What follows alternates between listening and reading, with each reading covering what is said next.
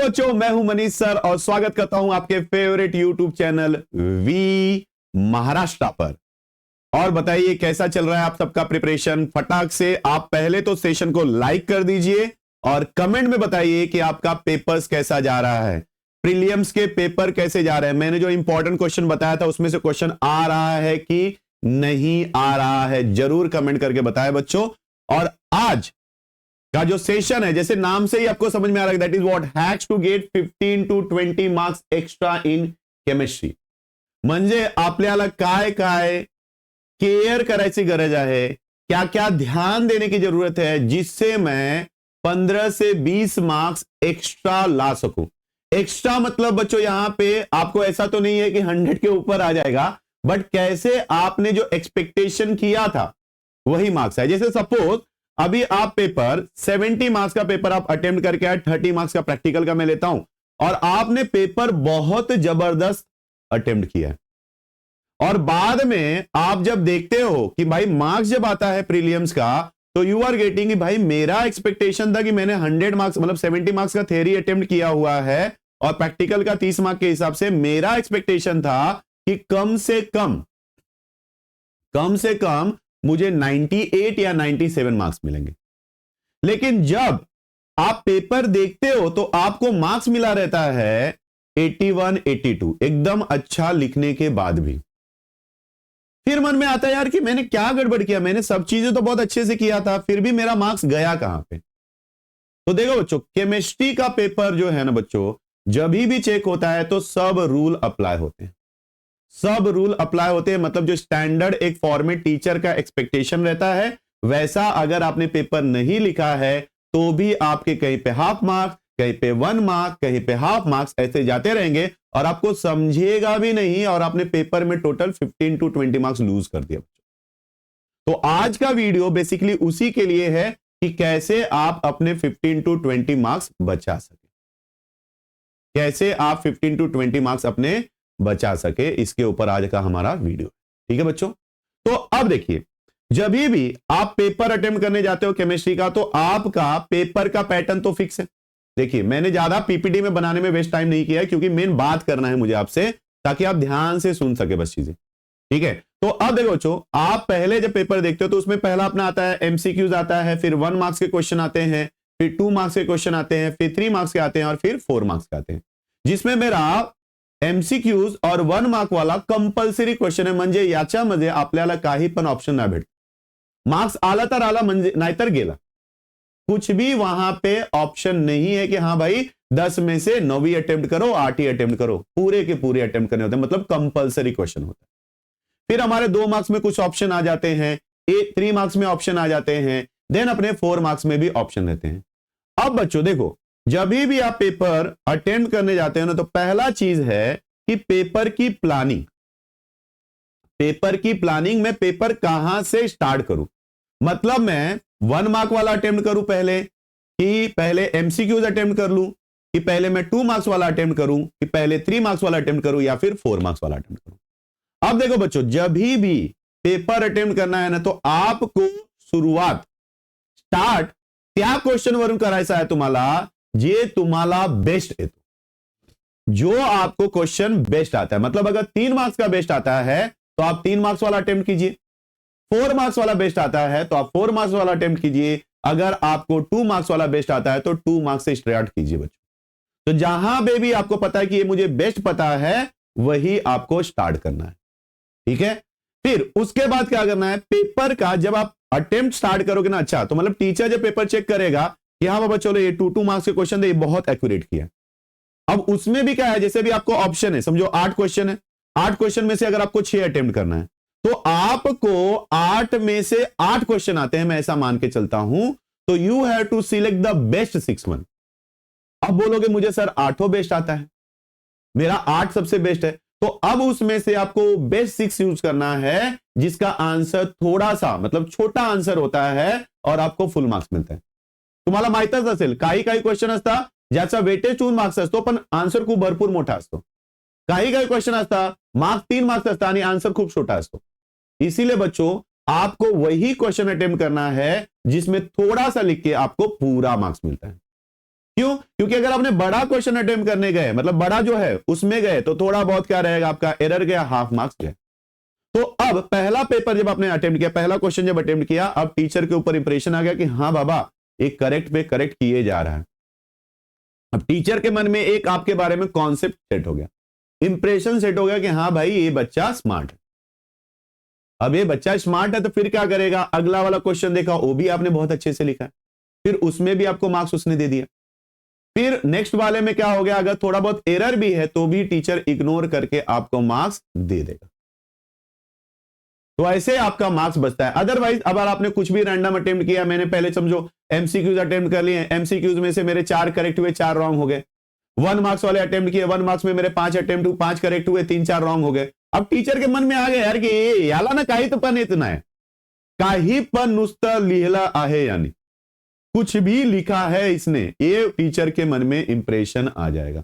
और जब ये इंप्रेशन आएगा ना बच्चों, तो आगे के आपने 2 मार्क्स जब अच्छे से भी लिखा रहेगा, 3 मार्क्स अच्छे से भी लिखा रहेगा, तो भी टीचर वहां से हाफ मार्क्स कट होता है। इसलिए टीचर के ऊपर इंप्रेशन बहुत डालना जरूरी है, उससे आप कम से कम 5-6 मार्क्स बचा सकते हो, 5 से 6 मार्क्स बचा सकते हो। तो ये आपको क्लियर रहेगा, ठीक है। अब दूसरा चीज, जब भी न्यूमेरिकल दिया है, जैसे अभी यहां पे मैंने एक न्यूमेरिकल लिखा है अभी जस्ट, जैसे अभी यहां पे न्यूमेरिकल दिया हुआ है कि a solution is prepared by dissolving 394 gram of non-volatile solute in 622 gram of water.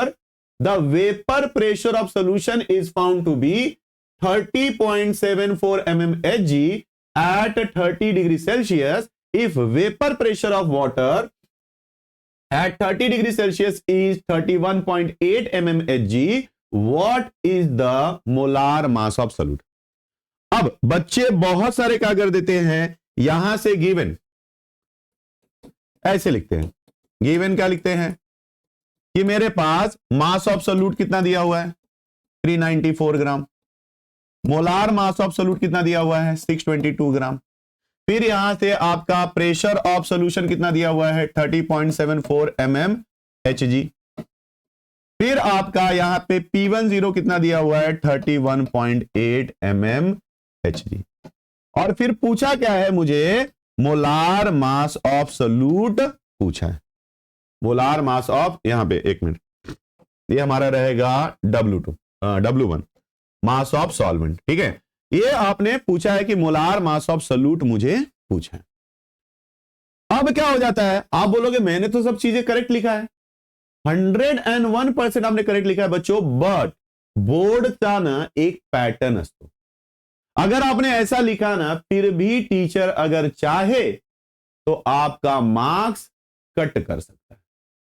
अब बोलोगे ऐसा क्यों यार, मैंने लिखा तो सब कुछ बराबर है, फिर भी मार्क्स क्यों कटेगा? कटता है भाई, कटता है, क्योंकि पेपर पैटर्न के हिसाब से क्या रहता है एक्सपेक्टेशन, वो भी मैं आपको बता देता हूं कि जब भी आप गिवन लिखोगे, तो गिवन लिखने का एक वे होता है जो आपको फॉलो करना है। जब भी आप गिवन लिखोगे, तो गिवन लिखते वक्त छोटा छोटा चीज है बच्चों जो ध्यान देना है, और आपको यही आपका 15 to 20 मार्क्स बचा सकता है। इसलिए मैंने हेडिंग रखा है how to get 15-20 marks extra. तो अब यहां पे देखिए, आपको लिखना पड़ेगा, पहला गिवन क्या है, mass of non volatile solute bracket में W2 इक्वल्स टू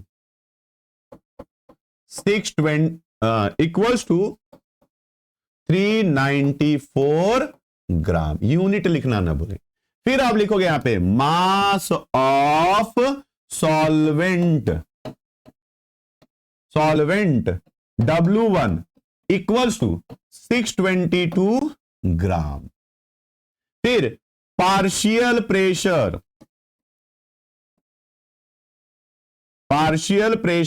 ऑफ, यहां पे हमारा जो दिया हुआ है वेपर प्रेशर दिया है, तो ये हमारे यहां पे लिखो, ए वाला जो रहेगा हम लोग लिखेंगे यहां पे, क्या लिखेंगे, मेरा वेपर प्रेशर ऑफ सॉल्यूशन दिया हुआ है, तो यहां पे लिखूंगा मैं vapour pressure of solution, that is P is equal to दिया है, फिर इसको PS लिख सकते हो, इक्वल टू दिया है 30.74 mmHg। फिर यहां पे लिखोगे वेपर प्रेशर ऑफ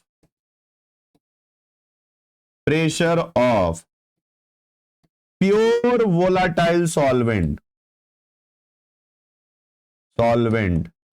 ये दिया हुआ है मेरा, क्या दिया हुआ है 31.8 mmHg। फिर अब यहां पे सॉल्वेंट आपका क्या है, वाटर है, इसलिए आप यहां पे एक और चीज लिखोगे, क्या लिखोगे, molar mass of solvent that is water M1 equals to 18 gram per mole. तो जो भी हम लोग गिवन लिखेंगे बच्चों, तो इस वे में गिवन लिखना है, इस वे में लिखना है, नो शॉर्टकट। ये आप ध्यान में रखो। देखो अभी प्रीलियम्स के पेपर वगैरह ना, अब अगर आपके स्कूल के टीचर चेक कर रहे होंगे तो थोड़ा बहुत लीनियंसी से मार्क्स दे रहे होंगे, लेकिन बच्चों इवन हमारा क्लासेस वगैरह में क्या होता है, पेपर चेकर बाहर के रहते तो वो लोग कुछ भी मार्क्स दे सकते हैं, उसका कोई भी टेंशन नहीं लेना है। लेकिन आपको अपने जो जो चीज मैं बोल रहा हूं उस पर ध्यान देना, बिकॉज कारण आमचा फोकस प्रीलियम नहीं आए, आमचा फोकस का आया है बोर्ड एग्जाम। इसलिए प्रीलियम में ही अगर मैंने एक हैबिट रखा लिखने का ऐसे, तो मैं बोर्ड में भी ऐसे लिखूंगा। अदरवाइज मैंने प्रीलियम में शॉर्टकट फॉलो किया। देखो बच्चों, इसलिए बोलते हैं राइटिंग प्रॅक्टिस इज मस्ट। कारण जर तुम्ही प्रीलियम मध्ये काही पण लिहून आले ना, तेच तुम्ही बोर्ड मध्ये रिपीट करणार।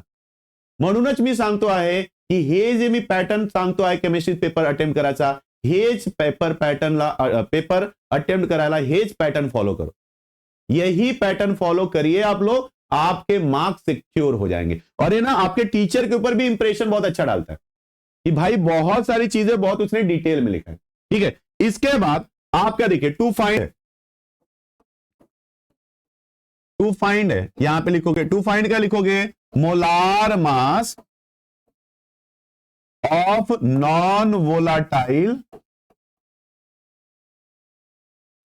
सॉल्यूट, मतलब M2, यहां पे आप लिखोगे डैश। ठीक है, अब यहां पे बच्चों फिर लिखेंगे क्या, मेरा फॉर्मूला क्या हो जाएगा, by relative lowering of vapour pressure, relative lowering of vapour pressure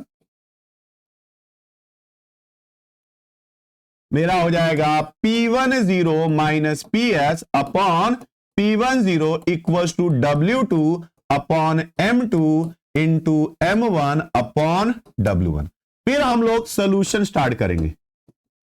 तो सोल्यूशन में वापस यही लिखोगे आप लोग, क्या लिखोगे, by relative lowering of vapour pressure, vapour pressure मेरा क्या हो जाएगा, P initial minus PS upon P initial equals to W2 upon M2 into M1 upon W1। फिर इसको आप शिफ्ट कर दोगे, फिर आप M2 की वैल्यू निकालोगे, और M2 की वैल्यू जब भी निकालोगे बच्चों, तो यहां पे यूनिट लिखना न भूलें। अगर आपने यूनिट लिखना भूल गए बच्चों, तो डायरेक्ट हाफ मार्क्स कट जाएगा। इवन आपका न्यूमेरिकल रॉन्ग है और आपने यूनिट करेक्ट लिखा है, फॉर्मूला करेक्ट लिखा है, तो आपका 1 मार्क फिक्स है। और इसके बाद बहुत सारे बच्चे जो रहते हैं ना, अभी क्या हो जाता है, यहां पे बोलते हैं बस साला यहां पे आंसर ऐसे करके रख देते हैं। नहीं भाई, नहीं भाई, ऐसा चलने वाला नहीं है। इसके बाद आपको यहां पे लिखना पड़ेगा आंसर, ANS भी चल जाएगा, कोई दिक्कत नहीं। यहां पे क्या लिखोगे, the molar mass of non volatile solute bracket में M2 इक्वल्स टू जो भी रहेगा यहां पे और ग्राम पर मोल। ऐसा अगर आपने लिखा तभी आप समझ के चलो कि 3 मार्क्स का अगर न्यूमेरिकल है तो 3 में से 3 फिक्स है, 2 मार्क्स का अगर न्यूमेरिकल है तो 2 में से 2 मार्क्स फिक्स है, और अगर 4 मार्क्स का न्यूमेरिकल है तो 4 में से 4 मार्क्स फिक्स है। अगर आपने थोड़ा भी आलस दिखाया तो आपका हाफ मार्क्स या 1 मार्क लूज कर सकते हो। इनफैक्ट अगर आपने यूनिट नहीं लिखा, फॉर्मूला नहीं लिखा बच्चों, तो भी आपके मार्क्स यहां पे 101% लूज हो जाएंगे। मतलब अगर 4 मार्क का क्वेश्चन है तो आप समझ के चलो 1 से 1.5 मार्क आप यूं गवा के आ रहे हो। इसीलिए जब भी न्यूमेरिकल दिया है बच्चों तो ये पैटर्न आपको फॉलो करना है। गिवन असा चांगला पद्धतीने लिहायचं है आपल्याला। फिर इसके बाद टू फाइंड प्रॉपर डिटेलिंग करना है। क्या फाइंड आउट करना है? फिर फॉर्मूला। अरे भाई जगह लगेगा तो लगने दो ना। बोर्ड का पेपर में जब आप इतना अच्छे से लिखे रहोगे ना, पेपर जब मोटा रहेगा ना तो टीचर को पेपर देखते ही समझ जाएगा कि भाई कोई तो बहुत जबरदस्त बच्चा है, इसने पूरा पेपर भर भर के लिखा है। प्रॉपर स्पेस दो, प्रॉपर जगह को यूटिलाइज करो और डिटेलिंग पे ध्यान दो, काम हो जाएगा। ठीक है। अब इसके बाद नेक्स्ट आ जाता है हमारा केमिकल रिएक्शंस। जब भी केमिकल रिएक्शंस लिखते हो तो एरो के ऊपर कंडीशन जो भी दिया रहेगा, कैटलिस्ट, टेम्परेचर, प्रेशर, यहां पे रिएक्टेंट का जो भी रहेगा नेम, यहां पे प्रोडक्ट का जो भी रहेगा नेम, ये सब एक्यूरेटली लिखना है। ये सब एक्यूरेटली लिखना है। अगर आप कोई भी शॉर्टकट मारते हो, मतलब आपने हेडिंग डाल दिया कि कन्वर्ट दिस टू दिस, वो तो आपको लिखना ही है। कन्वर्ट दिस टू दिस आपका हेडिंग लिखना ही है। फिर उसके बाद जब आप रिएक्शन लिखोगे तो वापस से रिएक्टेंट का नाम लिखो, प्रोडक्ट का नाम लिखो, फॉर्मूला प्रॉपर लिखो। एरो के ऊपर जो टेम्परेचर है, अगर टेम्परेचर 373 डिग्री बोला, 373 केल्विन बोला है तो 373 केल्विन ही लिखना है। ज्यादा होशियारी करके डेल्टा डालना नहीं है। ज्यादा होशियारी करके डेल्टा नहीं डालना है कि कैटलिस्ट कुछ भी डाल दिया, ऐसा नहीं चलता भाई। हर जगह पे चीजें स्पेसिफिक है। तो ये वाला अगर आपने पार्ट गड़बड़ किया ना, ये वाला पार्ट अगर गड़बड़ किया तो आपका टीचर अगर चाहे तो 1 मार्क देगा या फिर आपको 0 मार्क्स भी दे सकता है। क्योंकि कारण तुम्हें कंडीशन ही रॉन्ग लिखा है भाई। कंडीशन रॉन्ग लिखा है तो how you can expect the product. इसीलिए कंडीशन पे एक्यूरेसी लेवल होना बहुत जरूरी है। इसलिए प्रॉपरली लिखना है, प्रॉपरली लिखना है। ठीक है। अब जैसे अगर कोई डेरिवेशन दिया है तो आपको यहां पे बोला है derive the expression for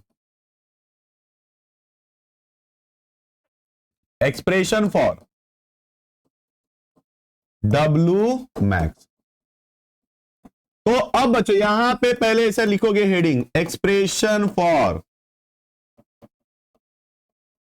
maximum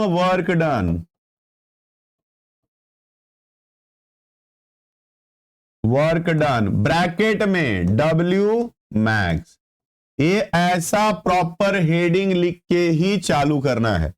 ऐसे नहीं कि बस क्वेश्चन नंबर डाला, क्वेश्चन नंबर डाल दिया, क्वेश्चन नंबर 2B और लिखना चालू कर दिया, 2B लिखना चालू कर दिया। नहीं भाई, प्रॉपर हेडिंग चाहिए, प्रॉपर क्वेश्चन नंबर भी, सब क्वेश्चन नंबर भी प्रॉपरली डालो। Main question always start from the new page. ऐसा नहीं कि क्वेश्चन 1 आपने एक पेज स्टार्ट किया है, क्वेश्चन 2 उसी के नीचे 2 लाइन बचा हुआ, यहां से स्टार्ट करो। नहीं, अगर आपका 75% 80% पेज यूज हो जाता है तो go for the next page. ये चीज ध्यान में रखना है। क्लियर है बच्चों? क्लियर है। अब इसके बाद जो भी हमारा रहेगा यहां पे नेक्स्ट जो है आपका एक्स्ट्रा चीजें कैसे मिलती है। एक्स्ट्रा, ये बहुत इंपॉर्टेंट पॉइंट है। देखो, जब भी आप पेपर अटेम्प्ट करते हो तो 2-3 चीजें ध्यान में रखो। अगर आपको पॉइंट्स में लिखना है आंसर, मतलब कोई भी क्वेश्चन दिया उसके पॉइंट से, समझो 3 मार्क्स के आपको 6 पॉइंट लिखना है, और आपने क्या लिखा, क्वेश्चन नंबर जो भी आपने लिखा यहां पे, जैसे प्रॉपर्टीज ऑफ क्रिस्टलाइन सॉलिड ले लिया, और इसके नीचे आपने पॉइंट लिखना चालू कर दिया 1 2 3 4 5, ऐसा लिखना चालू किया। बच्चे ये आपका क्या था ना, क्लियरली पॉइंट दिखाता है टीचर को। मतलब 3 मार्क्स का क्वेश्चन था, क्लियरली दिख कर आता है कि आपने 5 ही पॉइंट लिखा है और टीचर इसको करेक्ट करेगा और आपको दे देगा 2.5। 2.5। मैं सजेस्ट करूंगा कि भाई ऐसा मत लिखो, ऐसे पॉइंटर मत लिखो, वहां कोर्टा पॉइंट ऑफ ऑपरेशन, उसके लिए जगह पे पॉइंट का यूज करो। यहां पे properties of crystalline solid, solid लिखा हमने, फिर इसके जो पॉइंट्स है ना उसको आप ऐसे लिखो A B C D E। तो जब आप ऐसे पॉइंट्स लिखते हो ना, टीचर को ऐसा उसको काउंट करने के लिए टाइम नहीं है, तो वो देखेगा चलो ये भी दिख रहा है, टिक मार के सीधा आपको 3 मार्क्स दे देगा।